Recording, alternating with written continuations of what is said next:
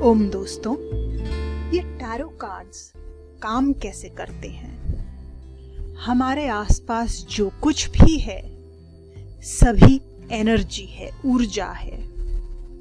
ये बात तो अब साइंस ने भी प्रूव कर दी है। मास भी एनर्जी है, जो वस्तुएं हैं वो भी एनर्जी है। यही तो कहता है E = mc²। ये इक्वेशन यही तो हमें बताता है।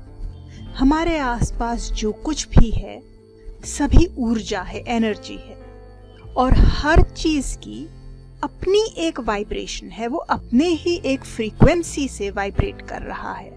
किसी की लो है, किसी की हाई है। देखिए, आपके साथ भी हुआ होगा। कोई तो होगा आपके जीवन में जिससे मिलने का आपको बार बार मन करता है। क्यों मन करता है? क्यों उस व्यक्ति से मिलकर आपको शांति मिलती है, मन को सुकून मिलता है, ऐसे लगता है थकान दूर हो गई, आनंद की अनुभूति होती है? क्यों होती है? उस इंसान की वाइब्रेशंस आपके प्रति बहुत हाई हैं, या उसकी खुद की वाइब्रेशंस बहुत हाई हैं। कई लोग ऐसे भी होते हैं जिनको दूर से देख करके हम भाग निकलते हैं, उसके पास तक नहीं जाना चाहते। क्यों? उनकी वाइब्रेशंस ऐसी हैं, उनके थॉट्स और कर्म इस तरीके के हैं कि उन कर्मों की और उन थॉट्स की वाइब्रेशंस बहुत लो हैं। इसी वजह से निरंतर वही थॉट्स सोच सोच के और वही कर्म कर करके उनकी भी वाइब्रेशंस लो हो गई हैं। देखिए, 3 चीजें हैं। एक है वस्तुएं, थिंग्स, उनकी अपनी वाइब्रेशंस हैं। दूसरी चीज हो गए लोग, चीज नहीं कहा जा सकता, बट दूसरी बात हुए लोग, उनकी अपनी वाइब्रेशंस हैं। और तीसरी जो बात है वो है घटनाएं, जीवन स्थितियां, उनकी भी अपनी वाइब्रेशंस हैं। देखिए, कहीं भी संताप हो रहा हो, किसी की मृत्यु हो गई हो, किसी के घर में दुख हो, बहुत समय से दुख हो, वहां जाकर के हमें खुशी या आनंद का अनुभव तो नहीं होता ना। इसी तरीके से कहीं पर प्रेम की वर्षा हो रही हो, मंदिर जाना हो, किसी प्रार्थना के स्थल पर, वहां जाके बुरा तो नहीं लगता। क्यों? ये जो वाइब्रेशंस हैं, ये जो एनर्जीज हैं, इनकी वजह से। ये जो एनर्जीज और वाइब्रेशंस हैं, ये सब की सब, देखिए, इंटरनेट तो आज की एज की बात है। हमारे वेद, हमारा धर्म हमें बताता है हर चीज आकाशिक रिकॉर्ड्स में सेव्ड है, दर्ज है। अनंत वक्त से आज तक जो जो घटना घटी है, हर चीज आकाशिक रिकॉर्ड्स में दर्ज है। आज जो घट रही है वो भी दर्ज है, और आज से लेकर अनंत तक जो जो घटनाएं घटेंगी वो भी दर्ज हैं।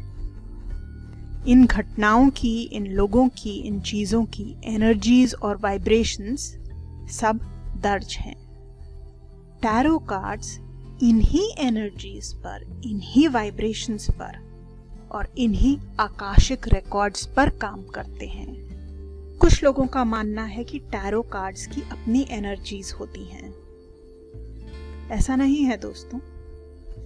ये टैरो कार्ड्स जो है सिर्फ एक माध्यम है।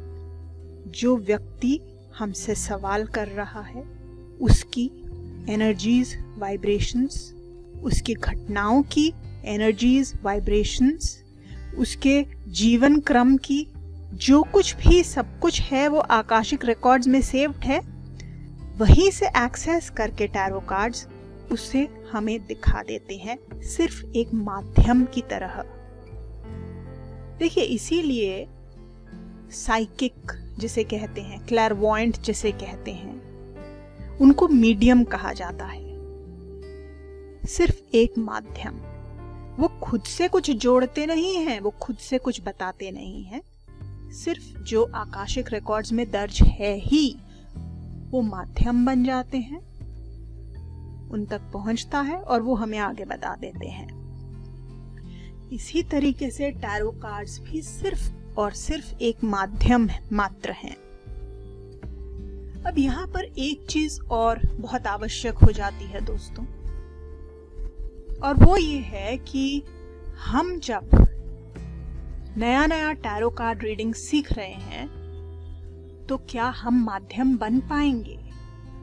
एक नए नए टैरो कार्ड रीडर का सबसे बड़ा यही सवाल होता है। कहीं ना कहीं इस सवाल को शायद वो शब्दों में बयान नहीं कर पाता या समझ नहीं पाता है, लेकिन कहीं ना कहीं वो अनकॉन्शियसली या सबकॉन्शियसली मन में सवाल यही होता है जो कि डाउट बन के प्रकट होता है कि क्या मैं कर पाऊंगा, क्या मैं टैरो कार्ड रीडिंग कर पाऊंगी, क्या मैं टैरो कार्ड रीडर हो पाऊंगा।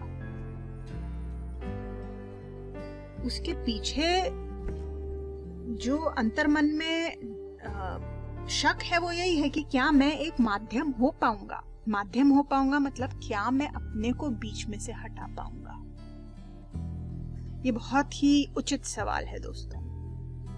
देखिए, जैसे एक पानी की पाइप देखी होगी आपने, उसमें कहीं पाइप के अंदर मिट्टी जमा हो। अब आप उसको लगा दीजिए नलके पर, क्या पानी निकल आएगा दूसरे छोर से? नहीं निकलेगा, वो मिट्टी रोक देगी उस पानी को। इसी तरीके से हमने भी अपने अंदर की मिट्टी को हटाना तो होगा। उसका अभ्यास आप लोग अभी से शुरू करिए। जैसे जैसे अभ्यास करते चले जाएंगे वो चीज होती चली जाएगी। सिर्फ अभ्यास की बात है, सिर्फ अभ्यास की जरूरत है और कुछ नहीं।